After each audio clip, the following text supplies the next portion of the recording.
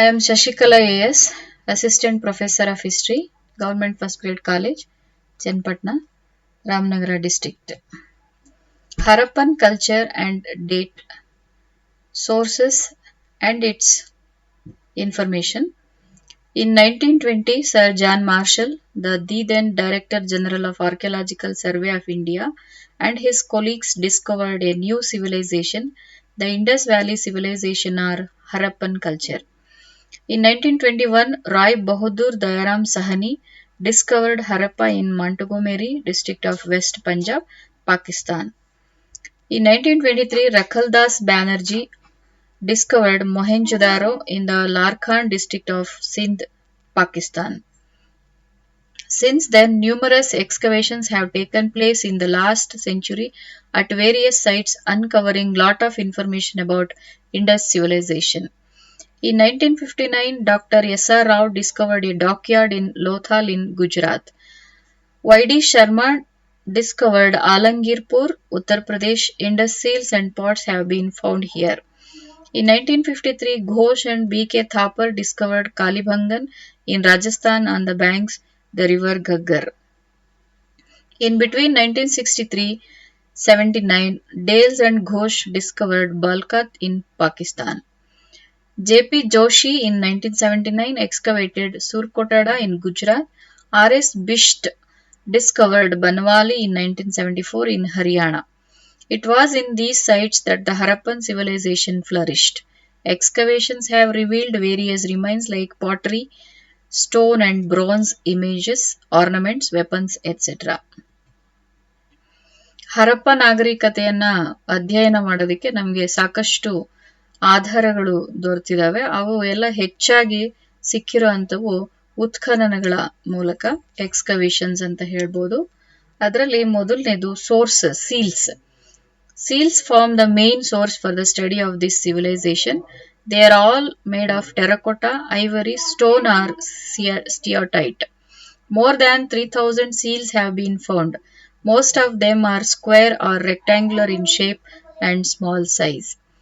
On most of them there are finely engraved figures of various animals like bulls, unicorn, antelope, elephant, human and pictographic writing.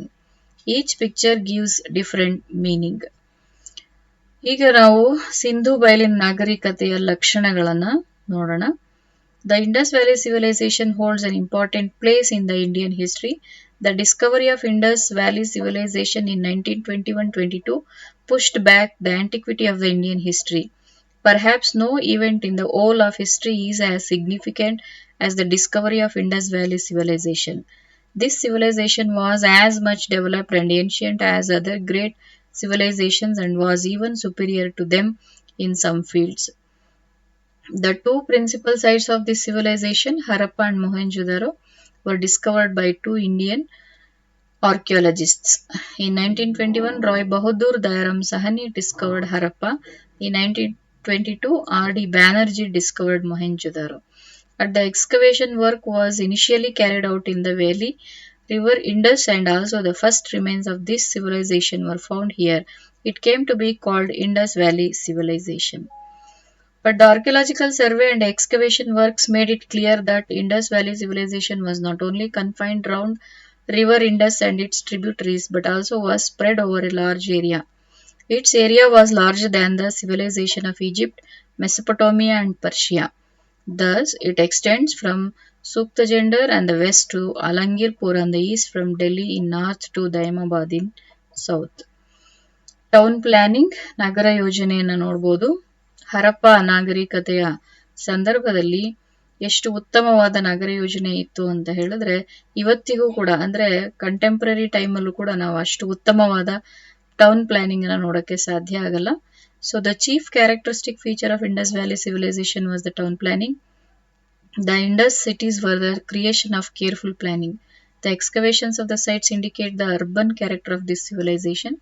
The remains of the city makes us feel as if they were by skilled engineers and architects.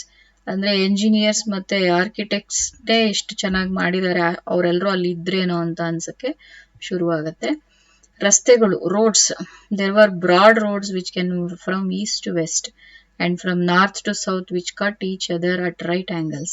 Thus it divided the city into several blocks. The narrow streets which diverged from roads were 1 meter to 2 meters wide. ನಾವು ಇವತ್ತಿನ ಸಂದರ್ಭದಲ್ಲಿ ನೋಡ್ತೀವಿ ರಸ್ತೆಗಳು ಎಷ್ಟು ಚೆನ್ನಾಗಿದ್ದಾವೆ ಅಂತ. ಆದ್ರೆ ಹರಪ್ಪ ನಾಗರಿಕತೆಯ ಸಂದರ್ಭದಲ್ಲಿ ಉತ್ತಮವಾದ ರಸ್ತೆಗಳನ್ನ, ಅಗಲವಾದ ರಸ್ತೆಗಳನ್ನ ನಾವು ಕಾಣ್ಬೋದು. The main streets were 32 feet wide. There was a 11 meter broad road in Mohenjo-daro which must have been the royal path.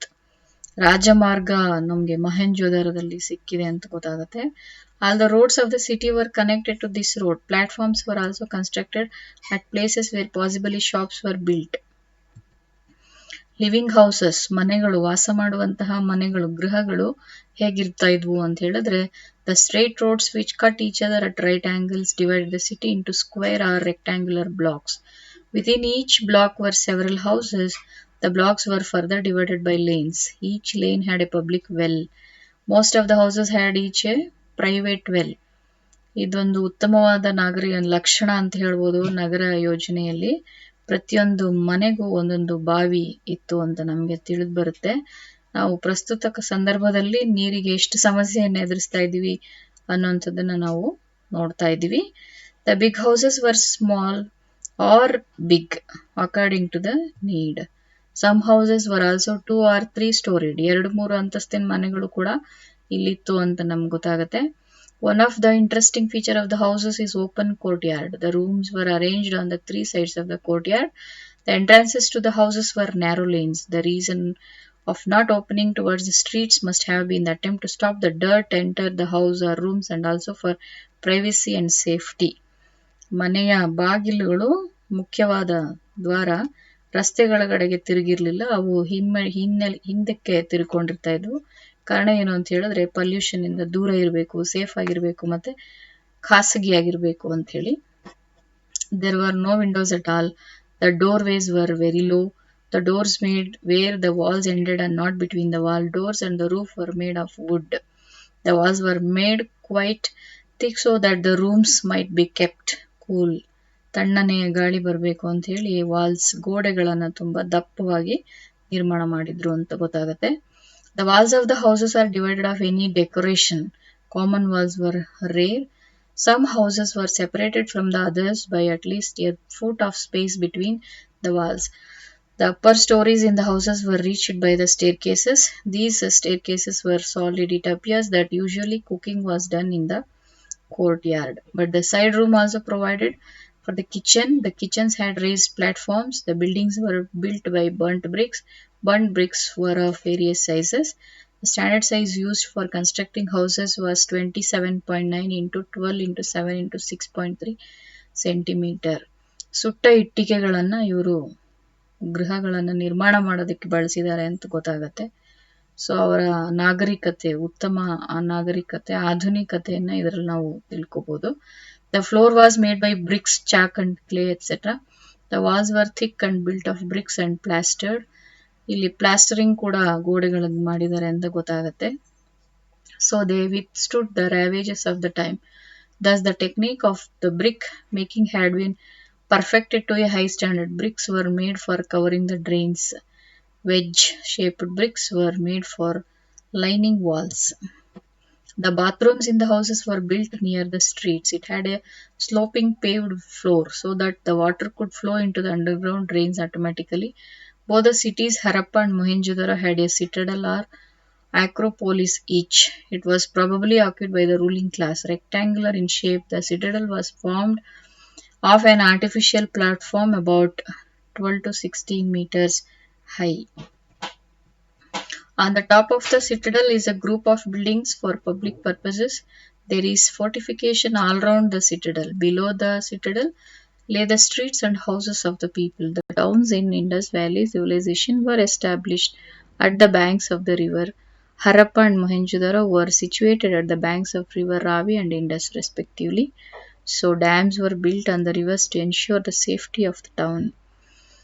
Drainage system, ಒಳಚರಂಡಿ ವ್ಯವಸ್ಥೆ. ಇವತ್ತಿಗೂ ಕೂಡ ಭಾರತದಲ್ಲಿ ಇಷ್ಟು ಅತ್ಯುತ್ತಮವಾದ ಒಳಚರಂಡಿ ವ್ಯವಸ್ಥೆಯನ್ನ ನಾವು ಕಾಣೋದಕ್ಕೆ ಸಾಧ್ಯನೇ ಆಗಿಲ್ಲ ಅನ್ನುವಂಥದ್ದು ಸತ್ಯವಾದ ಸಂಗತಿ. ಇದು ಸಿಂಧು ನಾಗರಿಕತೆಯ ಸಂದರ್ಭದಲ್ಲಿ ಎಷ್ಟು ಉತ್ತಮ ಲಕ್ಷಣಗಳನ್ನು ಒಳಗೊಂಡಿತ್ತು, ಮತ್ತು ಅವ್ರು ಯಾವ ರೀತಿ ಇದನ್ನ ಸರಿಯಾದ ರೀತಿಯಲ್ಲಿ ನಿರ್ವಹಣೆ ಮಾಡ್ತಾ ಇದ್ರು ಅಂತ ಈಗ ಹೇಳೋಕೆ ಇಷ್ಟಪಡ್ತೀನಿ. The drainage system of Indus valley civilisation was excellent. It was A well planned and hygienic drainage system which was almost as good as that of the modern cities. Till the rise of ancient Rome, no other city in the world had such a developed drainage system. The drains were covered with slabs. All pits and drains were regularly checked. ಇವತ್ತಿಗೂ ಕೂಡ ಇಷ್ಟು ಉತ್ತಮವಾದ ವ್ಯವಸ್ಥೆಯನ್ನು ನಾವು ನೋಡೋಕ್ಕೆ ಸಾಧ್ಯ ಆಗಲ್ಲ. Every house had a bathroom near the street side in order to dispose the water easily.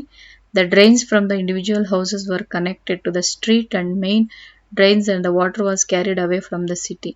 The main drains even had manholes for inspection and clearance. Each house had a sink. In the floor of the kitchens, some pottery vessels were found sunk in the floor to receive wastewater. These were called soak pits. Another important feature of the drainage system was pottery and stoneware pipes being used, which were fitted both vertically and horizontally. The drain channels were covered by loose bricks, which could be removed whenever it was necessary. Thus, a brick-lined channel flowed down every street and sometimes in small lanes into this tributary drain from the houses on either sides of the road. The Indus Valley people had excellent supply of water. Every house contained its own brick-lined wells. Some wells have been found at some of the houses of Mohenjo-daro, but no such wells have been found at Harappa. Some of the wells built thousands of years ago are in perfect working order up to the present day. It speaks about the technical perfection of the builders. ಸಾರ್ವಜನಿಕ ಕಟ್ಟಡಗಳು ಏನೇನಿದ್ವು ಅಂತ ಇಲ್ಲಿ ನೋಡೋಣ. Apart from the ordinary houses, there were public and government buildings also. One such building was a great bath found at Mohenjo-daro during excavations. ಸ್ನಾನದ ಕೊಳ ಅಥವಾ ಈಜು ಕೊಳ, ಪುಷ್ಕರಣಿ ಅಂತ ಕರಿತೀವಿ ನಾವು ಇದನ್ನ. ಇದು ಮೊಹೆಂಜೊದಾರದಲ್ಲಿ ಸಿಕ್ಕಿದೆ. ಇತಿಹಾಸಕಾರರು ಇದನ್ನ ಸ್ವಿಮ್ಮಿಂಗ್ ಪೂಲ್ ಅಂತ ಹೇಳಿ ಕರೀತಾರೆ, ಅಥವಾ ಇದನ್ನ ಫೆಸ್ಟಿವಲ್ ಸಂದರ್ಭ, ಹಬ್ಬಗಳ ಸಂದರ್ಭದಲ್ಲಿ ಇಲ್ಲಿ ಸ್ನಾನವನ್ನು ಮಾಡ್ತಿದ್ದಿರಬಹುದು ಅಂತ ಕೂಡ ಇಲ್ಲಿ ಅಭಿಪ್ರಾಯವನ್ನು ವ್ಯಕ್ತಪಡಿಸ್ತಾರೆ. This pool has steps to reach water. ಅದರಲ್ಲಿ ಮೆಟ್ಟಿಲುಗಳಿತ್ತು. ಆ ಮೆಟ್ಟಿಲುಗಳಿಂದ ನಾವು ಜನಗಳು ಅಲ್ಲಿ ಇಳ್ಕೊಂಡು ಹೋಗ್ಬೋದಾಗಿತ್ತು. ಜೊತೆಗೆ ಆ ಪೂಲ್ ಸುತ್ತ ಕೊಠಡಿಗಳನ್ನು ನೋಡ್ಬೋದು. ಅಲ್ಲಿ ಸ್ನಾನದ ನಂತರ ಬಟ್ಟೆಗಳನ್ನು ಬದಲಾಯಿಸ್ಕೊಳ್ಳೋದಕ್ಕೆ ಸಾಕಷ್ಟು ರೂಮುಗಳನ್ನು, ಅಂದರೆ ಕೊಠಡಿಗಳನ್ನು ನಿರ್ಮಾಣ ಮಾಡಿದ್ರು ಅಂತ ಗೊತ್ತಾಗುತ್ತೆ.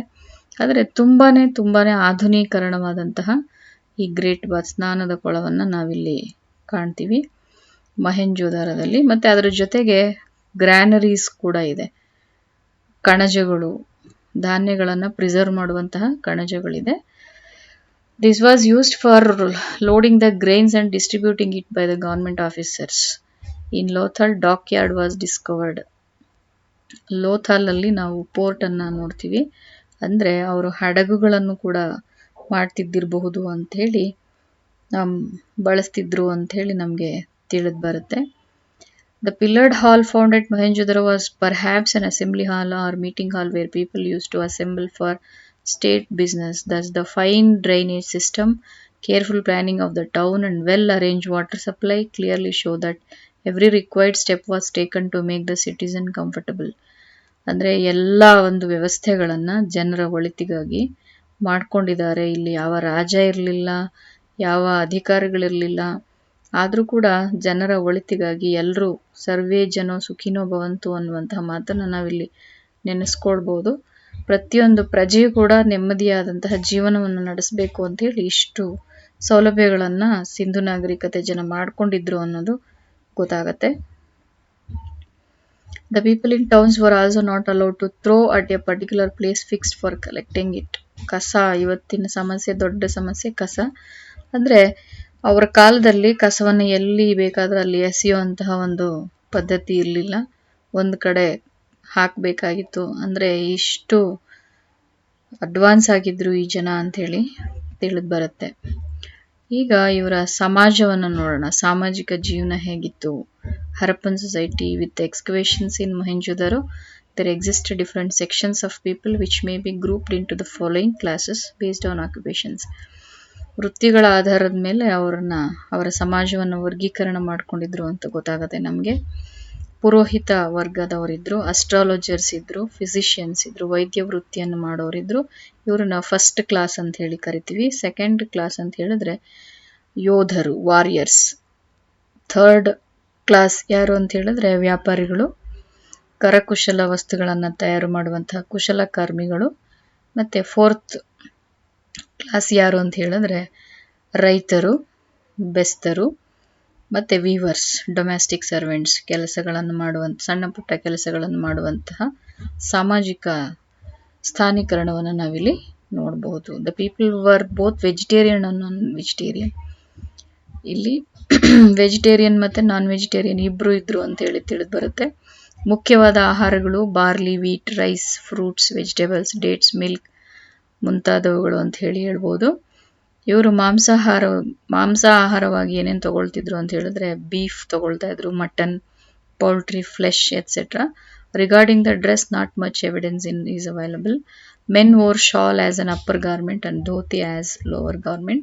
It appears women put on a skirt and cloak was used as an extra protection. They used cotton and woolen clothes. Ornaments were popular not among both men and women. While both used necklaces, armlets, and finger rings, women alone used girdles, nose studs, ear studs, anklets, etc. Ornaments were made of gold, silver, ivory, and precious stones, but poor used shell, copper, and terracotta. Women knew variety of hairstyles. ಆಧುನೀಕರಣವಾದಂತಹ ಆಭರಣಗಳನ್ನು ಕೂಡ ಇವರು ಸಾಕಷ್ಟು ಬಳಸಿದ್ದಾರೆ ಎನ್ನುವ ಮಾಹಿತಿ ನಮಗೆ ದೊರೆತಿದ್ದಾವೆ. They used ivory ಕೂಮ್ಸ್, ದಂತದಿಂದ ಮಾಡಿರುವಂತಹ ಕೂಂಬ್ಗಳನ್ನು ಇವರು ಬಳಸಿದ್ದಾರೆ. ಬ್ರೋನ್ಸ್ ಮಿರರ್ಸ್ ಸಿಕ್ಕಿದೆ, ಕನ್ನಡಿಗಳು, ಫೇಸ್ ಪೇಂಟ್ ಸಿಕ್ಕಿದೆ, ಲಿಪ್ಸ್ಟಿಕ್ ಸಿಕ್ಕಿದೆ. The people had love for indoor and outdoor games. ಹೊರಾಂಗಣ ಮತ್ತು ಒಳಾಂಗಣ ಕ್ರೀಡೆಗಳಲ್ಲಿ ಇವರು ಹೆಚ್ಚು ಭಾಗವಹಿಸ್ತಾ ಇದ್ರು ಅಂತ ಗೊತ್ತಾಗುತ್ತೆ. ಕೆಲವೊಂದು ಕ್ರೀಡೆಗಳು ಅಂತ ಹೇಳಿದ್ರೆ dice, bull fighting, dance, singing, chess, clay modelling, fishing, hunting, cock fighting were means of amusement. The large number of toys found at Mohenjo-daro show that children were fond of playthings. ಮಕ್ಕಳಿಗೋಸ್ಕರನೂ ಕೂಡ ಅವರು ಸಾಕಷ್ಟು ಆಟದ ವಸ್ತುಗಳನ್ನು ಮಾಡಿ ಕೊಟ್ಟಿದ್ದಾರೆ ಅಂತೇಳಿ ತಿಳಿದು ಬರುತ್ತೆ. Children toys such as clay models of birds, animals, wheeled carts, etc. were common. Variety of earthen vessel made of potter's wheel have been discovered. ಇವರ ಕಾಲದಲ್ಲೇ ಮಣ್ಣಿನ ಮಡಿಕೆಗಳನ್ನು ತಯಾರು ಮಾಡುವಂತಹ ಒಂದು ಮೆಷಿನ್ ಇತ್ತು ಅಂತ ನಮಗೆ ಗೊತ್ತಾಗುತ್ತೆ. ವೆಸಲ್ಸ್ ಆಫ್ ಕಾಪರ್, ಇವರ ಕಾಲದಲ್ಲಿ ತಾಮ್ರ, bronze, silver, porcelain were used. Weapons like axes, spears, ಸಾಕಷ್ಟು ಶಸ್ತ್ರಾಸ್ತ್ರಗಳನ್ನು ಕೂಡ ಇವರು ಬಳಸಿದ್ದಾರೆ. Not for the purpose of wars. They deposit their dead by cremation, ಮಣ್ಣನ್ನು ಮಾಡ್ತಾ ಇದ್ರು, ಹೆಣಗಳನ್ನು ಹೂಳ್ತಾ ಇದ್ರು, ಆ ಪದ್ಧತಿ ಇತ್ತು ಅಂತ ಗೊತ್ತಾಗುತ್ತೆ. Many urns containing human bones and ashes have been found at a large burial are rare and belong to the time of their decline. ಮತ್ತೀಗ ನಾವು ಅವರ ಧಾರ್ಮಿಕ ಮತ್ತು ರಾಜಕೀಯ ವ್ಯವಸ್ಥೆ ಹೇಗಿತ್ತು ಅಂತೇಳಿ ನೋಡೋಣ. ಅವರ ಧಾರ್ಮಿಕ ನಂಬಿಕೆಗಳಿಗೆ ಬಂದಾಗ ಮೇಲ್ ವರ್ಷಿಪ್ ಮಾಡ್ತಾ ಇದ್ರು, ಪುರುಷ ದೇವರುಗಳನ್ನ ಇವರು ಆರಾಧನೆ ಮಾಡ್ತಿದ್ರು ಅಂತ ಗೊತ್ತಾಗುತ್ತೆ. Seals have been found with A man seated in yogic posture on A stool and surrounded by animals. He is called prototype of Shiva.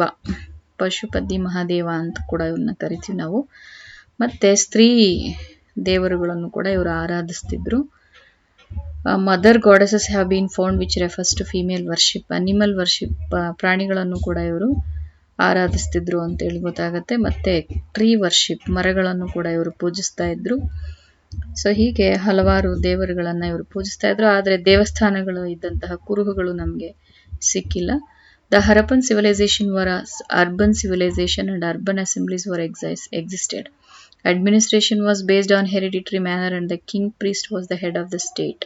There were 6 major cities existed, namely Harappa, Mohenjo-daro, Kalibangan, Rakhigarhi, Ganveriwala, Dholavara. ಇವು ಪ್ರಮುಖ 6 ನಗರಗಳು ಅಂತ ಹೇಳ್ಬೋದು. Doctor S.R. Sharma, the famous archaeologist, has made an attempt to define the seals. Out of 3000 seals, he was successful in defining about 12 seals and it was written on them Pala, Palaka, Palamaha. They were defined as administrator, deputy administration and the great administration respectively. They were in charge of administration in the urban assemblies. According to S. Bigard, there were 2 provinces in Indus Valley civilization. Harappa was the capital of northern province and Mohenjo-daro was the later one. ಈಗ ಆರ್ಥಿಕ ಪರಿಸ್ಥಿತಿ ಮತ್ತೆ ಅವರ ಕಾಲದ ಸ್ಕ್ರಿಪ್ಟ್ಗಳ ಬಗ್ಗೆ ತಿಳ್ಕೊಳ್ಳೋಣ. Agriculture was the main occupation followed by cattle farming. Agriculture ಅಂದರೆ ಕೃಷಿ ಪ್ರಧಾನವಾದಂತಹ ಒಂದು ಕಸಬಾಗಿತ್ತು. They knew wheat, barley, rice, cotton, ವೆಜಿಟೇಬಲ್ಸ್ಗಳನ್ನು ಬಳಸ್ತಾ ಇದ್ರು. They domesticated animals like cow, bulls, buffalo, sheep, goat, camel, etc. for milk and meat purposes. A number of handicrafts like weaving, spinning, dyeing, pottery, carpentry, metal industry existed. ಆ ಕಾಲದಲ್ಲಿ ಸಾಕಷ್ಟು ಬೇರೆ ಬೇರೆ ರೀತಿಯಾದಂತಹ ವೃತ್ತಿಗಳನ್ನು ಮಾಡುವಂತಹ ಕ್ರಾಫ್ಟ್ಸ್ ಮ್ಯಾನ್ ಇದ್ರು ಅಂತೇಳಿ ನಮಗೆ ತಿಳಿದು ಬರುತ್ತೆ. ಟ್ರಾನ್ಸ್ಪೋರ್ಟೇಷನ್ ಪರ್ಪಸ್ಗೆ ಅವರು ಬುಲಕ್ ಕಾರ್ಟ್ಸ್, ಎತ್ತಿನ ಗಾಡಿಗಳನ್ನು ಹೆಚ್ಚಾಗಿ ಬಳಸಿದ್ದಾರೆ ಅಂತ ತಿಳಿದು ಬರುತ್ತೆ. ಅವ್ರಿಗೆ ಎಕ್ಸ್ಟರ್ನಲ್ ಟ್ರೇಡ್ ಮತ್ತು ಇಂಟರ್ನಲ್ ಟ್ರೇಡ್ ಇವೆಲ್ಲವೂ ಇದ್ದು ಅಂತ ನಮಗೆ ಗೊತ್ತಾಗತ್ತೆ. ಡಾಕ್ ಯಾರ್ಡ್ ಇದೆ ಲೋಥಲ್ ಅಲ್ಲಿ. ಇದರ ಜೊತೆಗೆ ಇಂಡಸ್ ಸೀಲ್ಸ್, ಆರ್ಟ್, ಮಾರ್ಫಿಟ್ಸ್ and their articles have been discovered in West Asia also. ಇಲ್ಲಿ ಮಾತ್ರ ಅಲ್ಲ, ಇವರ ವ್ಯಾಪಾರ ಹೊರಗಿನ ಜನರ ಜೊತೆ ಇತ್ತು ಅಂತಲೂ ಕೂಡ ಸಾಕಷ್ಟು ಸೀಲ್ಸ್ಗಳಿಂದ ನಮಗೆ ತಿಳಿದು ಬರುತ್ತೆ. ಹರಪ್ಪ, ಲೋಥಲ್, ಕಾಲಿಬಂಗಾನ್, ರೂಪಾರ್, ಸುರ್ಕೋಟಡ, ಚಾನ್ಹುದಾರೋ ಇವೆಲ್ಲ ವ್ಯಾಪಾರ ಕೇಂದ್ರಗಳಾಗಿದ್ವು ಅಂತ ನಮಗೆ ತಿಳಿದು ಬರುತ್ತೆ. ಇವರ ಆರ್ಥಿಕ ವ್ಯಾಪಾರ ಹೇಗಿತ್ತು ಅಂತ ಹೇಳಿದ್ರೆ ಬಾರ್ಟರ್ ಸಿಸ್ಟಮ್ ಆಗಿತ್ತು. ಅಂದರೆ exchange of direct goods and services ಅಂತ ಹೇಳಿ ಕರಿತೀವಿ. They had the knowledge of decimal system, ದಶಮಾನ ಪದ್ಧತಿಯನ್ನು ಇವರು ತಿಳ್ಕೊಂಡಿದ್ರು. A shell scale at Mohenjodaro and a bronze scale at Harappa have been discovered. ಇವರ ಕಾಲದ ಸ್ಕ್ರಿಪ್ಟ್ ಹೀಗಿದೆ. ಪಿಕ್ಟೋಗ್ರಾಫಿಕ್ ರೈಟಿಂಗ್ ಇದೆ. ಇದನ್ನು ನಾವು ಇನ್ನೂ ಓದೋಕ್ಕೆ ಸಾಧ್ಯ ಆಗಿಲ್ಲ.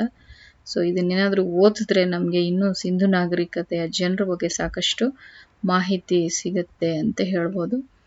Causes for decline and recent excavations. In the absence of any written material or historical evidence, scholars have made various speculations regarding the causes for the decline and destruction of the Harappan culture.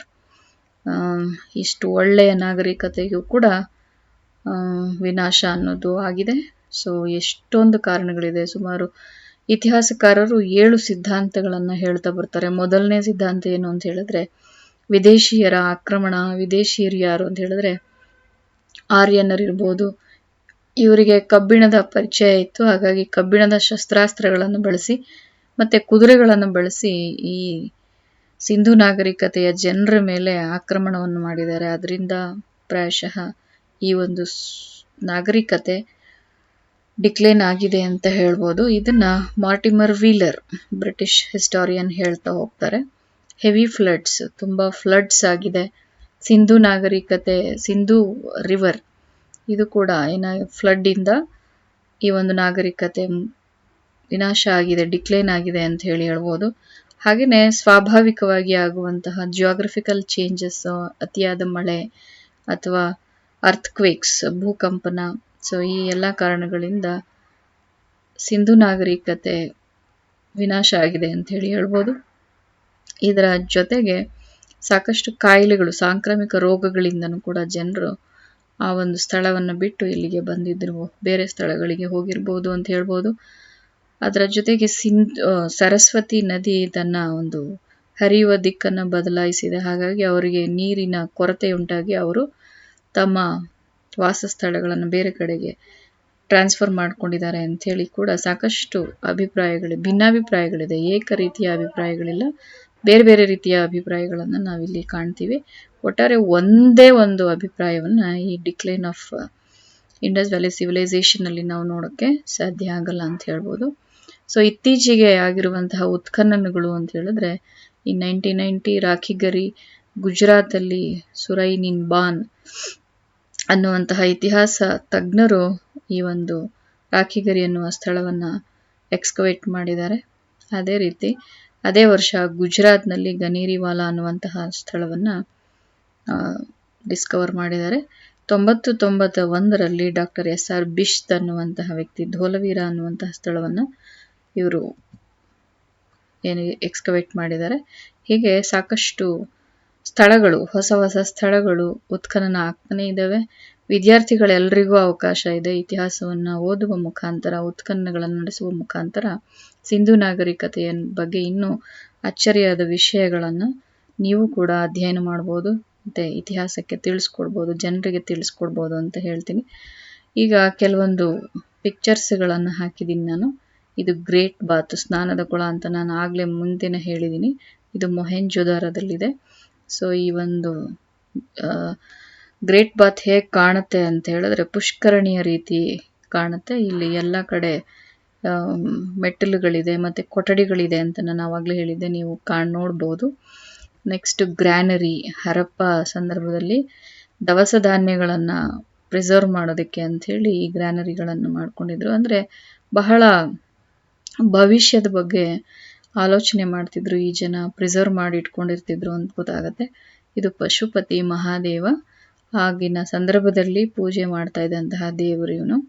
Pashupati ಅಂತ ಯಾಕೆ ಕರಿತೀವಿ ಇವನನ್ನ ಅಂತ ಹೇಳಿದ್ರೆ, ಇವನು ಸುತ್ತಲೂ ಅನೇಕ ಪ್ರಾಣಿಗಳು ಇರುವಂತಹ ಚಿತ್ರವನ್ನು ನಾವು ನೋಡ್ತೀವಿ. ಹಂಪ್ಡ್ ಬುಲ್, ಇದೊಂದು ಡುಬ್ಬದ ಗುಳಿ, ಇದನ್ನ ಪವಿತ್ರ ಪ್ರಾಣಿ ಅಂತ ಹೇಳಿ ಕರಿತಾ ಇದ್ರು. ಅಲ್ಲಿ ನೀವು ಪಿಕ್ಟೋಗ್ರಾಫಿಕ್ಸ್ ಇದು ಸ್ಕ್ರಿಪ್ಟ್ ಅನ್ನು ನೋಡ್ಬೋದು, ಲಿಪಿ ಹೇಗಿದೆ ಅಂತ ಹೇಳಿ. ಸೊ ಇದ್ರ ಜೊತೆಗೆ ನೀವು ಇನ್ನೂ ಸಾಕಷ್ಟು ಸ್ಕ್ರಿಪ್ಟ್ಗಳನ್ನು ಇಲ್ಲಿ ನೋಡ್ತಾ ಹೋಗ್ಬೋದು. ಅವರು ಬಳಸ್ತಾ ಇದ್ದಂತಹ ಆಭರಣಗಳು ಇವು ಬರಿಯಲ್ ಪ್ಲೇಸಸ್ ಅಂದ್ರೆ ಸಮಾಧಿ ಸ್ಥಳದಲ್ಲಿ ಉತ್ಖನನ ಆಗಿರುವಂತಹ ವಿಚಾರಗಳು. ಇದು ಪ್ರೀಸ್ಟ್, ಪುರೋಹಿತ ಇದ್ದಿರಬಹುದು ಅಂತ ಹೇಳಿ ನಾವು ಊಹೆ ಮಾಡ್ತೀವಿ. ಮತ್ತೆ ಡ್ಯಾನ್ಸಿಂಗ್ ಗರ್ಲ್, ಕಂಚಿನ ಪ್ರತಿಮೆ, ಡ್ಯಾನ್ಸಿಂಗ್ ಗರ್ಲ್ ಚಿತ್ರವನ್ನು ಕೂಡ ನೀವು ಇಲ್ಲಿ ನೋಡ್ಬೋದು. ಅವರ ಕಾಲದ ಪಾಟ್ರಿಗಳು, ಮಡಿಕೆಗಳು, ಮಣ್ಣಿನ ಮಡಿಕೆಗಳು ಯಾವ ರೀತಿ ಚಿತ್ತಾರಗಳನ್ನು ಮಾಡಿದ್ದಾರೆ ಅಂತ ಅದ್ರ ಮೇಲೆ ನೋಡ್ತಾ ಹೋಗ್ಬೋದು. ಮತ್ತೆ ಅತ್ಯುತ್ತಮವಾದಂತಹ ಒಂದು ಒಳಚರಂಡಿ ವ್ಯವಸ್ಥೆ ಯಾವ ರೀತಿ ಮಾಡ್ಕೊಂಡಿದ್ರು ಅನ್ನುವಂತಹ ಒಂದು ಚಿತ್ರವನ್ನು ಕೂಡ ಇಲ್ಲಿ ಹಾಕಿದ್ದೇನೆ. Thank you.